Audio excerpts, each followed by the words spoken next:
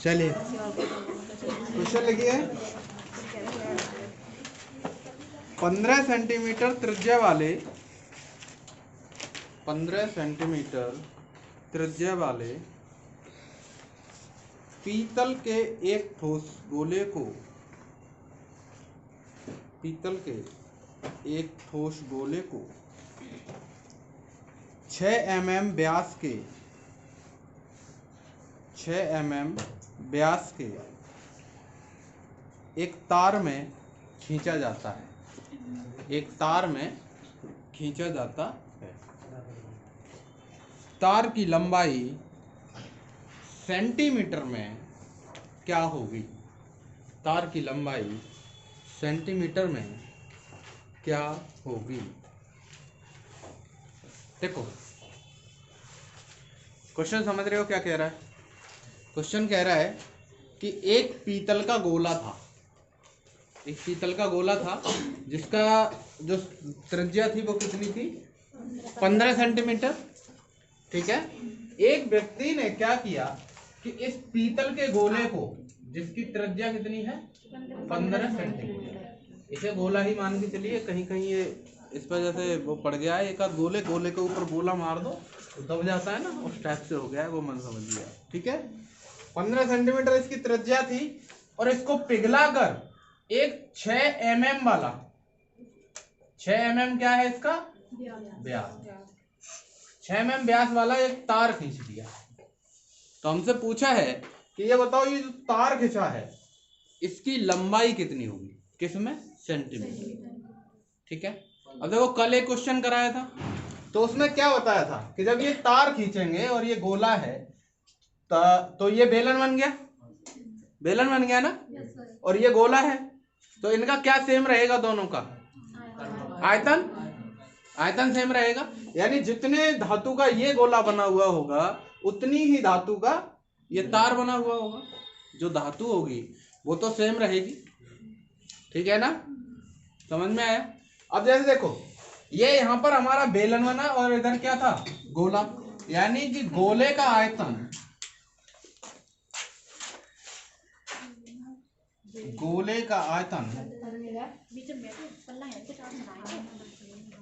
बराबर किसका आयतन होगा? बेलन का आयतन। क्योंकि ये जो तार खींचा गया है ये किस आकार का होगा? बेलन के आकार का होगा। तो इन दोनों का आयतन क्या होगा? समान। ठीक है। अब यहां से देखो गोले का आयतन क्या होता है? पाई आर क्यूब। और बेलन का पाई आर स्क्वायर एच। ठीक है। ये चीज बराबर होंगी। अब यहां से देखो, यहां से जो आर है वो कितनी है? 15 सेंटीमीटर। ये दी है ना इसमें। गोले की त्रिज्या कितनी है? 15 सेंटीमीटर। और यहां पर जो आर है वो कितनी है? 6/2 यानी 3 mm। mm मतलब मिलीमीटर। अब देखिए ये त्रिज्या किसमें चल रही है? सेंटीमीटर में। ये यूनिट किसमें है? मिलीमीटर। और जब हम इन दोनों को बराबर रखेंगे तो हमें ये यूनिट एक्सचेंज करनी पड़ेगी, है ना? यानी अगर mm वाले को या तो सेंटीमीटर बना दो या फिर सेंटीमीटर वाले को mm बना दो। एक काम तो करना ही पड़ेगा। तो बताओ एक सेंटीमीटर में कितने मिलीमीटर होते हैं? 100। अच्छा देखो, kilo, hecto, deca, metre, deci, centi, milli कितने होते हैं? 10। अब कैसे आ गए हैं? देखो ये kilo, hecto, deca, metre, deci, centi, milli, ये लाइन याद रखो। ठीक है ना? अब आपको अगर सेंटीमीटर से मिलीमीटर में बदलना है तो सेंटीमीटर वाले के नीचे 1 और मिलीमीटर वाले तक 0। यानी जितने मिलीमीटर के बीच में जितने होंगे उन सब में क्या भर जाएगा? 0। तो कितने का आया ये? 10। यानी 1 सेंटीमीटर में कितने मिलीमीटर होते हैं? 10। तो इसको हम ये लिख सकते हैं 15 गुणा 10 यानी 150 mm मिलीमीटर। ठीक है। समझ में आया? अब देखो अगर ये कहता कि 1 किलोमीटर में कितने मीटर होते हैं? 1000। सबको पता है। निकालते कैसे? देखो किलोमीटर पे 1 और जहां पे मीटर है वहां तक क्या लगा दें? 0। कितने आया? 1000। यानी 1 किलोमीटर में कितने मीटर? 1000 मीटर। ठीक है। और यहाँ पर 1 सेंटीमीटर में कितने मिलीमीटर? 10। ठीक। तो हमने ये 15 वाला था, इसको 10 अगर बदलें तो कितने में आ जाएगा? ये 150 mm आ जाएगा। अब एक बात सोचो, हमें जो आंसर पूछा है वो किस में पूछा है? सेंटीमीटर में पूछा है। तो क्यों ना हम यहाँ पर सभी यूनिट सेंटीमीटर में लेके चलें, तो ज्यादा सही रहेगा। ठीक है ना। अब देखो ये जो mm है, इसको अगर सेंटीमीटर में बदलें तो 10 का क्या करेंगे? भाग, यानी 3/10। इसको लिखेंगे 0.3 सेंटीमीटर। ठीक है ना। समझ में आया? तो हम ये 150 mm ने यूज करके हम क्या यूज करेंगे? 0.3 सेंटीमीटर। ठीक है। अब यहाँ पर वैल्यू रख दीजिए। देखो वैल्यू रखने से पहले कुछ चीज खत्म कर लें। पाई से पाई कैंसिल, ये हुआ 4/3 आर क्यू, आर यानी 15 का क्यू बराबर आर स्क्वायर यानी 0.3 का स्क्वायर इंटू एच। कोई भी एच मान लो, हमने क्या माना है? एच मानी है तार की क्या? लंबाई। और यही तो हमें निकालना है कि तार की लंबाई क्या होगी। यहां से अगर हम वैल्यू लगाएं तो देखो इधर केवल एच छोड़ो, बाकी इधर ले आओ। तो 4/3 गुणा 15 गुणा 15 गुणा 15, क्यू का मतलब 3 बार 15। ये इधर आएगा तो 0.3 गुणा 0.3, ये हो गया। और इधर क्या बचा? एच। देखो ये अगर 2 पॉइंट हटाएं तो यहाँ पे कितने का गुणा कर दें? 100 का। 1 पॉइंट से 1 0 बढ़ता है ना। ठीक है। देखो 3 से ये क्या बार? 5 बार। 3 से ये क्या बार? 5 बार। और 3 से ये क्या बार? 5। ठीक है। 3 5 15, 3 5 15, 3 5 15। ये देखो कितना आया? 4 गुणा 5 गुणा 5 गुणा 5 गुणा 100 बराबर एच। ठीक है। ये बना। यहां से अगर एच की वैल्यू निकालें तो देखो गुणा करो, 5 चौक 20, 20 गुणा 25 500। अरे ऐसे देखो 5 चौक 20 होगा, गुणा 5 गुणा 5 25 और गुणा 100 ये है ये। तो 25 दूनी 50, एक ये 0 और 2 0 ये, यानी कितने सेंटीमीटर लंबाई होगी? 50,000 सेंटीमीटर। ठीक है ना। यानी ये जो तार खींचेगा इसकी लंबाई कितनी होगी? 50,000 सेंटीमीटर। ठीक है। समझ में आया? अब देखो इसी चीज को अगर ये कहता कि इसको आप सेंटीमीटर में नहीं मीटर में बताओ, किसमें बताओ? मीटर में। तो उसके लिए क्या करते हैं? देखो यहाँ पे हमें सेंटीमीटर पे जाना है ना, सेंटीमीटर से मीटर पे जाना है। तो सेंटीमीटर के नीचे 1 और मीटर पे पॉइंट, और इसके नीचे क्या बीच में क्या लगा दें? 0। यानी 0.0 बनकर यहाँ पे क्या कर दें? गुणा।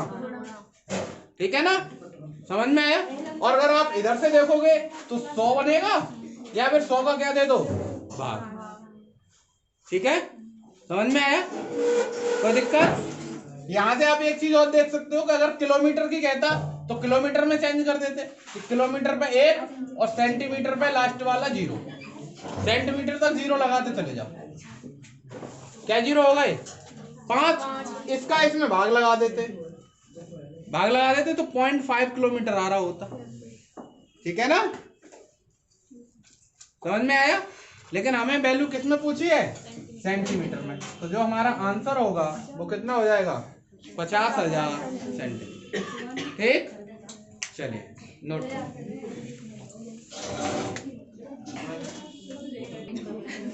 चलिए क्वेश्चन लिखिए।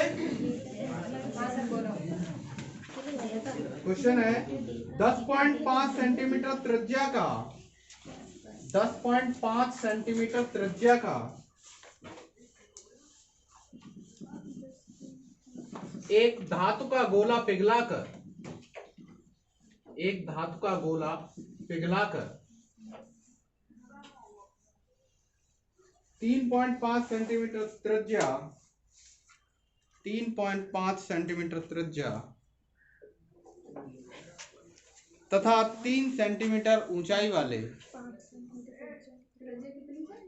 3.5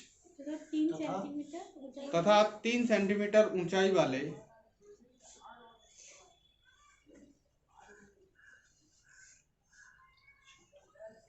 बने शंकुओं की संख्या ज्ञात करो।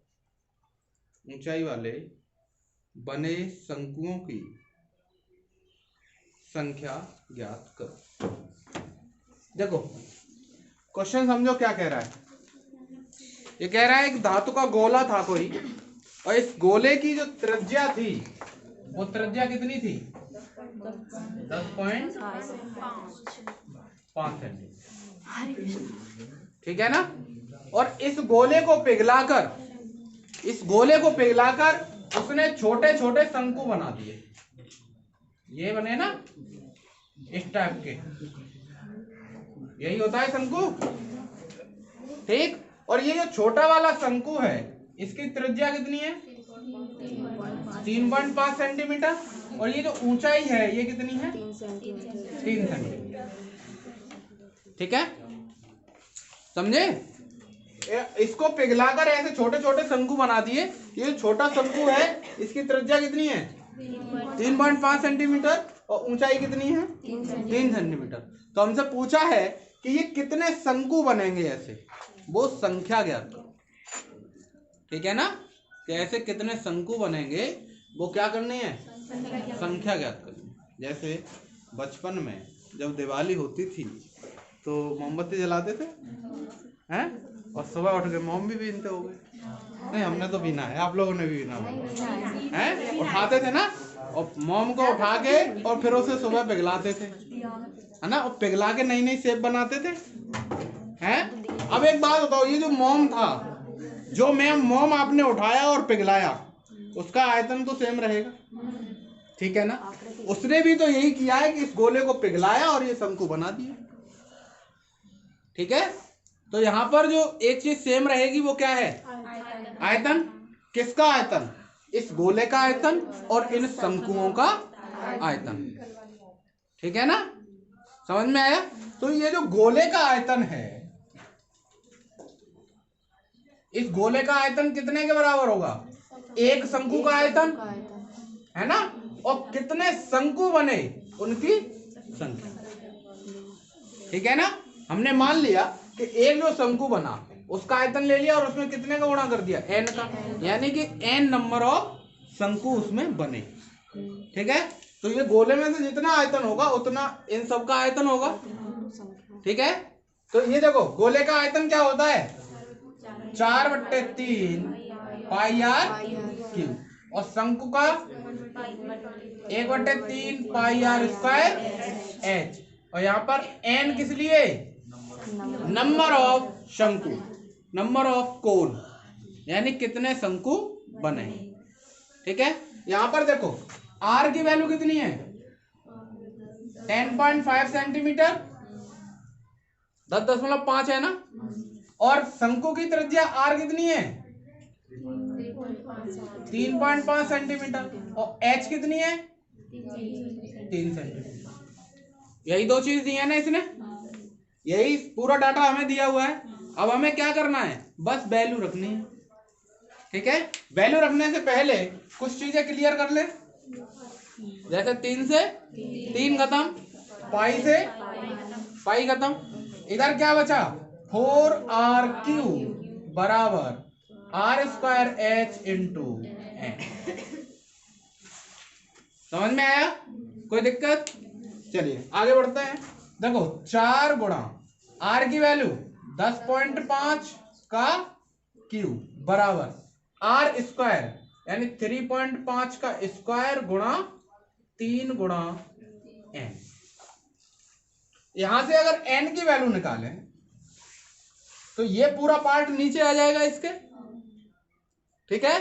देखो 4 गुणा 10.5 गुणा 10.5 गुणा 3 बार लिख दिया, क्यों है ना, तो 3 बार लिख दिया।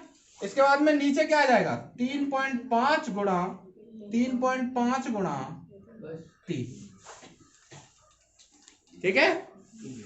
ठीक। 35 का पहाड़ा किसे किसे याद है? 35 तिया 105। देखो ये पॉइंट एक अंक बाद है, एक अंक बाद है, हट गया। ये पॉइंट एक अंक बाद, एक अंक बाद, ये हट गया। और 35 का अगर पहाड़ा याद हो तो ये 3 बार कट जाएगा और ये 3 बार कट जाएगा, ठीक है। और ये वाला 3 इससे कट जाएगा। कोई दिक्कत नहीं है ना? नीचे वाला सब खत्म। ऊपर क्या क्या बचा? 4 गुणा 3 गुणा 10 दशमलव 4 तिया 12 गुणा 10.5। इनका गुणा करो। 12 का तो याद होगा ही, 12 पंजे 60, हासिल का 6, 12 गुणा 0 0 और प्लस 6 6 रहेगा और 12 एकन 12 और दशमलव के अंक बाद 1 अंक बाद, यानी ये संख्या कितनी आ गई? 126 126। 126 ये किसकी वैल्यू आई? एन की। यानी इस गोले को पिघलाकर कितने शंकु बनेंगे?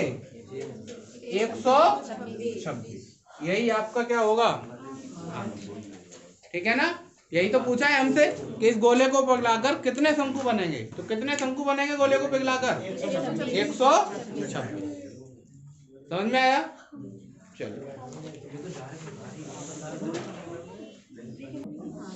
चलिए क्वेश्चन लिखिए। एक बेलनाकार बाल्टी, एक बेलनाकार बाल्टी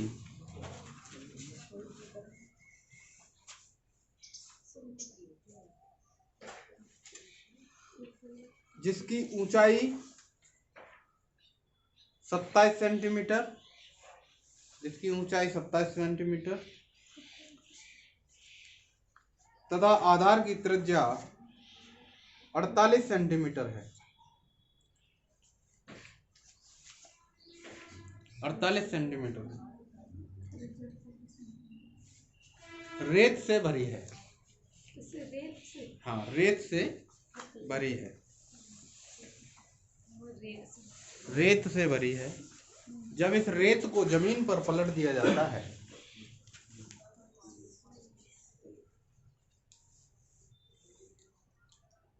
जमीन पर पलट दिया जाता है तो 54 सेंटीमीटर त्रिज्या की 54 सेंटीमीटर त्रिज्या की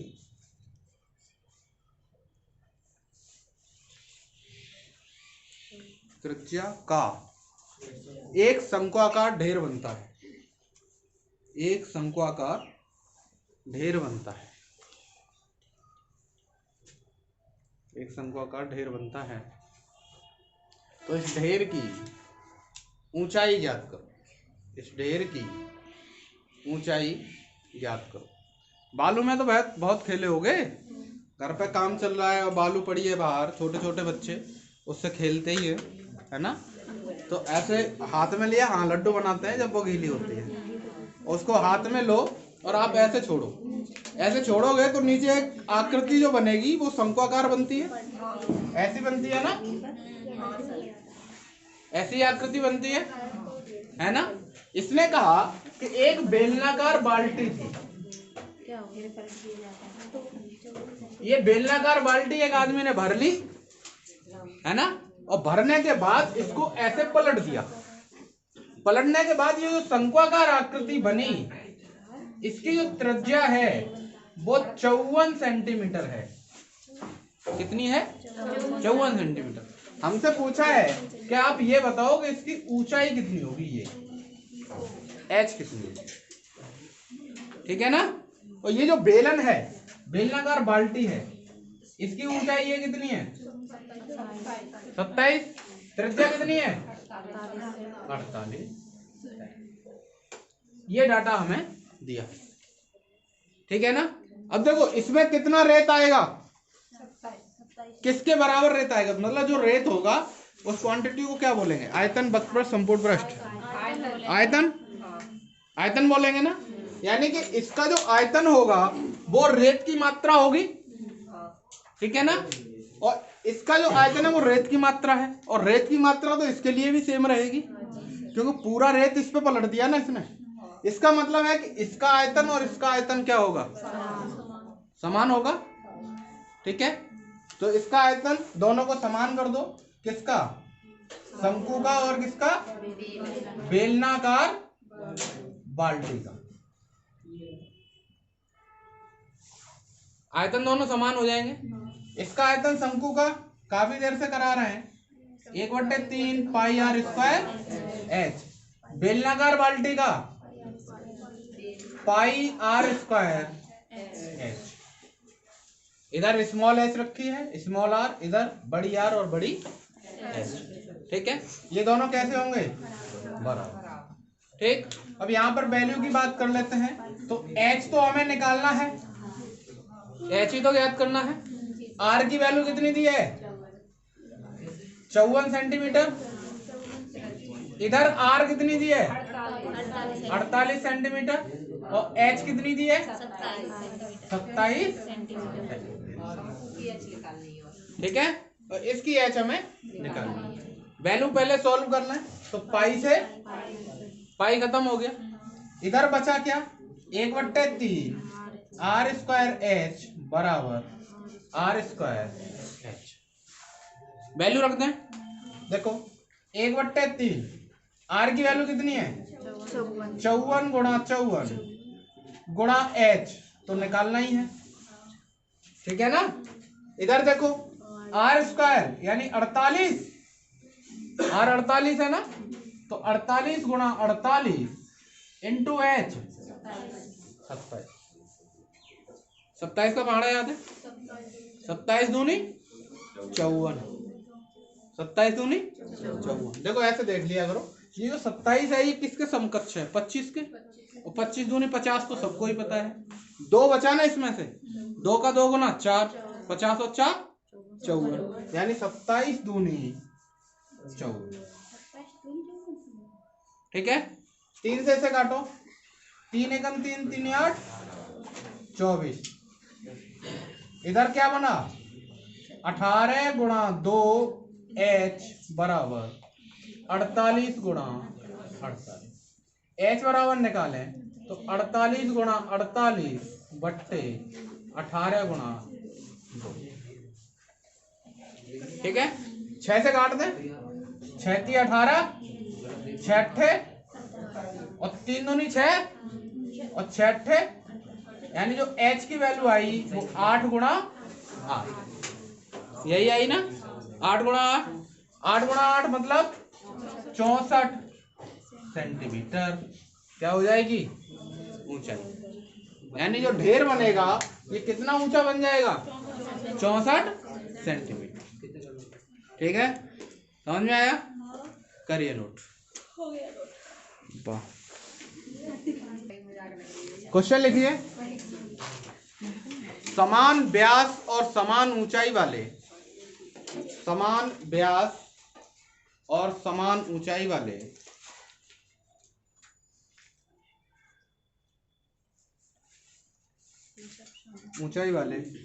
एक बेलन, एक शंकु और एक गोले के आयतनों का अनुपात ज्ञात करो। आयतनों का अनुपात ज्ञात करो। देखिए क्वेश्चन कह रहा है कि एक शंकु है, एक बेलन है और एक क्या है, गोला। इनके एक समान तो ऊंचाई है और एक समान ही क्या है, व्यास है। एक समान ऊंचाई है और एक समान क्या है, व्यास है। तो हमें इसका क्या ज्ञात करना है, आयतनों का अनुपात। ठीक है ना, तो आयतनों का अनुपात ज्ञात। ठीक, चलिए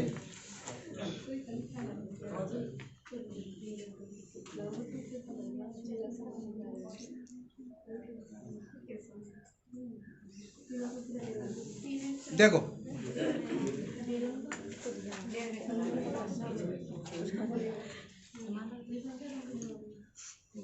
गोला, शंकु बेलन, यही 3 चीजें हैं ना। ठीक, अब आप ये देखो, यहां से अगर हम इसकी त्रिज्या को r माने तो इसका व्यास क्या हो जाएगा? 2r हो जाएगा। और इसकी ऊंचाई कितनी होगी? ये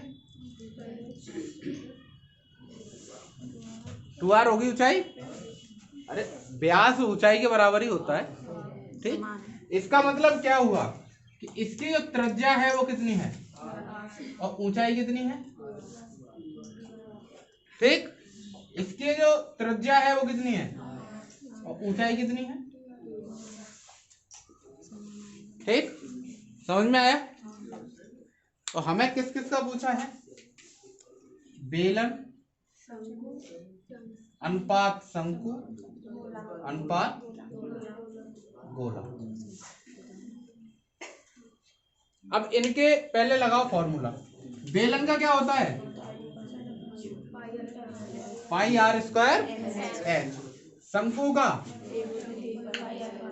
1/3 पाई आर स्क्वायर एच। गोले का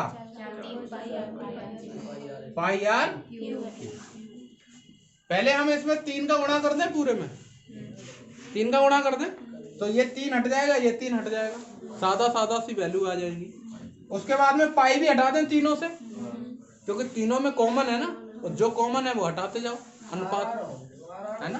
तो ये हो जाएगा 3r square H, 3r square H. देखो पाई हटा दिया है तीनों से,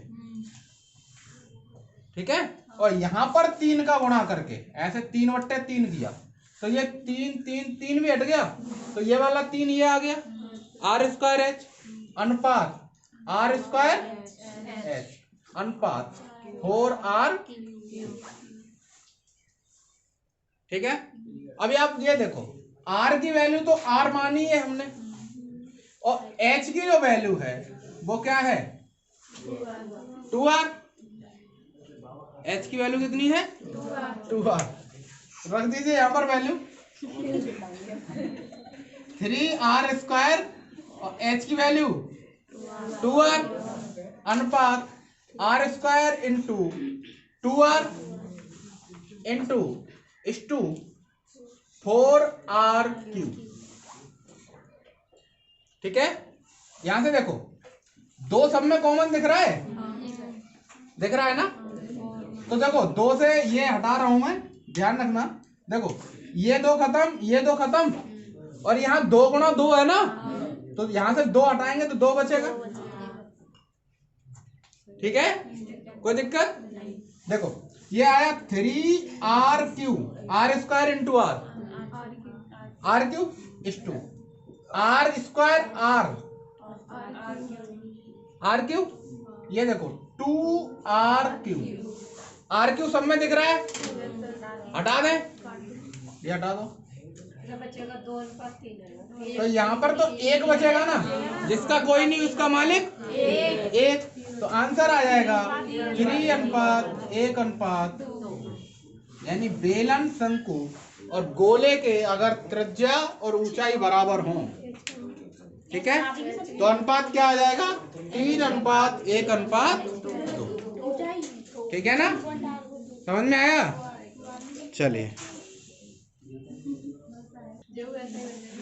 चलिए देखो, सभी फॉर्मूले लिख रहा हूं मैं, आप आराम से रिवाइज करते चलिए, ठीक है ना। सबसे पहले हाँ, अगर जरूरत पड़े तो लिख भी सकते हैं, ठीक है। 2D और 3D जितने टॉपिक हैं उन सब के फॉर्मूले लिखेंगे एक एक करके, ठीक।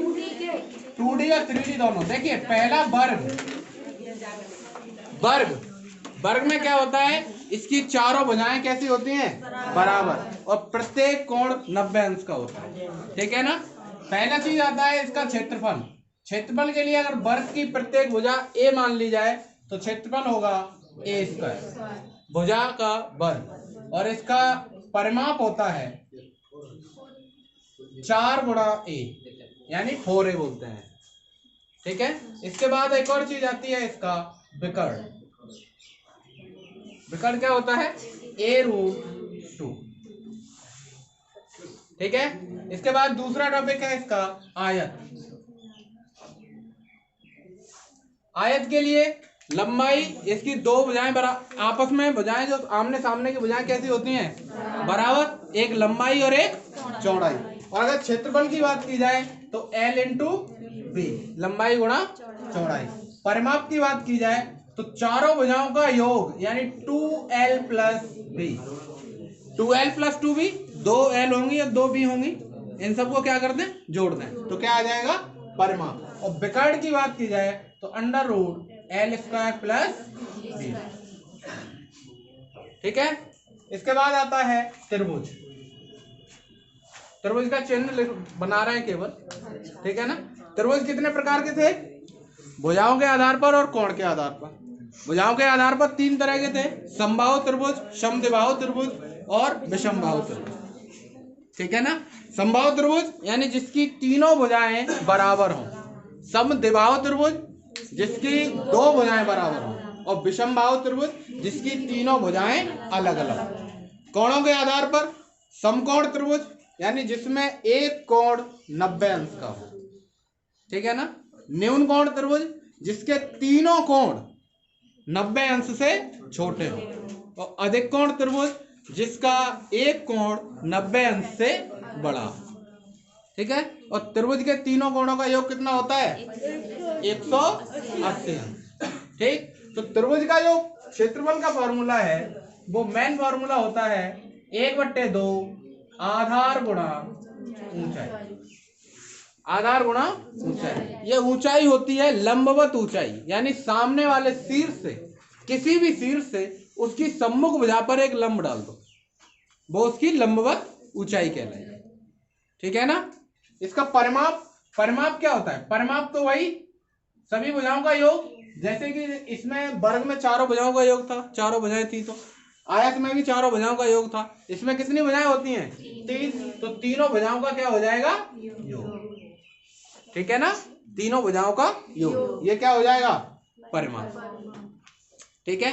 अब इसके बाद में देखो, अगर समबाहु त्रिभुज की बात करें यानी जिसकी तीनों भुजाएं समान होती हैं, उसका क्षेत्रफल क्या होता है, बताओ, भूल गए, अंडर रूट 3/4 भुजा स्क्वायर। पहली क्लास में इसका डेरिवेशन भी कराया था हमने कि कैसे कैसे हो रहा था। ठीक है ना। इसके बाद एक और हीरोज फॉर्मूला था, वो क्या था, S minus A, S minus B, S minus C। Under root में S minus A, S minus B, S minus C। यहाँ पर S की वैल्यू क्या थी, तीनों भुजाओं का योग बट्टे 2, यानी कि त्रिभुज का अर्ध परिमाप, सेमी पेरीमीटर, त्रिभुज का अर्ध परिमाप, तीनों भुजाओं को जोड़ दो और उसका क्या कर दो, आधा। ठीक है ना। इसके बाद क्या आता है, वृत्त। वृत्त की डेफिनेशन बताई थी, है ना। एक बिंदु का बिंदुपथ जिसकी एक निश्चित बिंदु से दूरी सदैव कैसी होती है, समान, वो वृत्त बनता है ना। और जो निश्चित बिंदु है वो बिंदु क्या कहलाता है, वृत्त का केंद्र। ठीक। और इस केंद्र से उस बिंदु की जो जिसका बिंदुपथ है उसकी दूरी क्या कहलाती है, त्रिज्या। ठीक है। इसके अगर क्षेत्रफल की बात करें तो क्या था, पाई आर स्क्वायर। ठीक है। और परिमाप, पेरीमीटर, इसकी परिधि बोलते हैं जिसे 2 पाई आर। अब देखिए, अगर इसी में किसी वृत्त खंड की बात कर ली जाए, वृत्त खंड की मतलब जैसे ये कोई वृत्त है और इसका कोई एक खंड ले लो, यानी ये थीटा, और हमसे अगर इस पार्ट का क्षेत्रफल पूछे, इस पार्ट का, तो यहाँ पे हम क्या कर देते हैं, थीटा बाई 360। क्यों, क्योंकि 360 अंश क्या है, ये पूरा मान है, और थीटा हमें एक मान की वैल्यू है। ठीक। परिधि की बात करेगा तो यहाँ पर भी थीटा बाई 360। ठीक है ना। अब देखो, वृत्त में हमें जो बात की जाती है वो पूरे वृत्त की जाती है। पूरे वृत्त का मान कितना होता है, 360। तो यहाँ पे अगर हम थीटा की वैल्यू 360 रख दें तो 360 से 360 कैंसिल हो जाएगा, वैल्यू क्या आ जाएगी, पाई आर स्क्वायर। इसीलिए इसका क्षेत्रफल सीधा सीधा क्या याद करते हैं, पाई आर स्क्वायर। ठीक है ना। वर्ग, आयत, त्रिभुज और वृत्त। ठीक। इसके बाद घन। घन क्या था, 6 फलक होते हैं इसके। जैसे आप इस कमरे में बैठे हुए हैं, इस कमरे की लंबाई, चौड़ाई, ऊंचाई अगर ये तीनों बराबर कर दी जाए, लंबाई, चौड़ाई और ऊंचाई अगर ये तीनों बराबर कर दी जाए तो ये क्या बन जाएगा? घन बन जाएगा। ठीक है ना। अब देखो घन और घनाभ, पहले मैं घनाभ समझाता हूँ आपको। घनाभ में एक लंबाई, एक चौड़ाई, एक ऊंचाई होगी। जैसे इस कमरे को ले लें तो ये इसकी लंबाई होगी, ये चौड़ाई होगी और ये क्या होगी? ऊंचाई होगी। ठीक है ना। तो यहाँ पर अगर आयतन की बात करें, ये जो 3D आकृति है, 3D आकृति में क्षेत्रफल होता है, एक वक्र पृष्ठ होता है और एक संपूर्ण पृष्ठ होता है। ठीक है ना। लेकिन हमें यहाँ पर आयतन आता है। आयतन का मतलब कि इस कमरे में कोई भी जो सामान भरा जाएगा वो कितना आ जाएगा। ठीक है ना। यानी इसमें हवा कितनी है। इस टाइम पे अगर कोई पूछे कि इस कमरे में कितनी हवा प्रेजेंट है, खाली कर दिया जाए एकदम और पूछा जाए कितनी हवा प्रेजेंट है, तो जो हवा प्रेजेंट होगी वही क्या होगा? आयतन होगा। ठीक है। और वो आयतन होता है लंबाई गुणा चौड़ाई गुणा ऊंचाई, यानी LBS। ठीक है। पृष्ठीय क्षेत्रफल, पृष्ठीय क्षेत्रफल की अगर बात की जाए तो देखो सभी पृष्ठों का क्षेत्रफल, इसके 6 फलक दिख रहे हैं आपको, एक ये है इसके सामने वाला। अब जितना ये है उतना ही इसके सामने वाला होगा, जितना ये है उतना ही इसके सामने वाला होगा, और जितना हमारा फ्लोर है उतना ही फर्श होगा। ठीक है ना। अब यहाँ पे देखो 2LB plus BH plus LH ये होगा। इसका अगर विकर्ण की बात की जाए तो विकर्ण होता है कि इस कमरे में लंबी से लंबी छड़ जो रखी जा सकती है वो उसका विकर्ण होगा। वो क्या हो जाएगा? Under root L² plus B² plus H। ठीक है। अब देखो यहीं से घन निकालें तो यहाँ पर ये घन में क्या होता है? तीनों भुजाएं बराबर होती हैं। तो इसकी भुजा अगर A मान लें तो A गुणा A क्या हो जाएगा? AQ। पृष्ठीय क्षेत्रफल की अगर बात की जाए तो पृष्ठीय क्षेत्रफल 2A² 3A² हो गया, 3A² गुणा 2 6A²। अब यहाँ पे देखो A² 3A² हो गया, A² से A बाहर आ जाएगा और विकर्ण जो आएगा A√3। ठीक है। इसके बाद बेलन, बेलन का बताया था आपको पूरा ड्राइव करके। अगर आयतन की बात की जाए बेलन का तो आयतन क्या होता है? πr²h। वक्र पृष्ठ 2πrh, 2πrh। ठीक है। और संपूर्ण पृष्ठ की बात की जाए तो वक्र पृष्ठ में ये जो नीचे और ऊपर वाले दो छुपे होते हैं पार्ट, इन दोनों को जोड़ दो तो 2πrh प्लस 2πr²। यहां से 2πr कॉमन ले लो, h प्लस ये संपूर्ण पृष्ठ हो जाएगा। ठीक है। और अगर आगे बेलन की बात करें, वो सॉरी शंकु, बेलन तो हो गया। शंकु, शंकु बेलन का तीसरा पार्ट होता है, 1/3 पार्ट होता है। तो आयतन क्या हो जाएगा? 1/3 πr²h। ठीक है। वक्र पृष्ठ की बात की जाए तो वक्र पृष्ठ होता है πrl। l क्या है? तिर्यक ऊंचाई, और इस तिर्यक ऊंचाई की जो वैल्यू होती है under root h² plus r²। Pythagoras प्रमेय से लगाते हैं l की वैल्यू कितनी? अंडर रूट में h² प्लस r²। और अगर इसके संपूर्ण पृष्ठ की बात की जाए तो वक्र पृष्ठ में एक हम क्या जोड़ देते हैं? वृत्त जो नीचे छुपा होता है। ठीक है। यहां से πr कॉमन ले लो तो l प्लस ये शंकु हो गया। ठीक है। शंकु के बाद गोला, गोले का आयतन 4/3 πr²। और इसके बाद में पृष्ठीय क्षेत्रफल जो होता है वो 4πr²। पृष्ठीय क्षेत्रफल और संपूर्ण पृष्ठ एक ही होते हैं, इसके कोई भी चीज छुपने वाली नहीं होती, यही दो चीज होती है। इसके बाद में होता है आपका अर्धगोला। अर्धगोला, अर्धगोला आयतन इसका आधा होता है तो कितना हो जाएगा? 2/3 πr²। इसका वक्र पृष्ठ की बात की जाए तो वक्र पृष्ठ होता है 2πr²। और संपूर्ण पृष्ठ की बात की जाए तो 3πr²। ये आपके कुछ इंपॉर्टेंट फॉर्मूले थे। ठीक है ना। चलिए।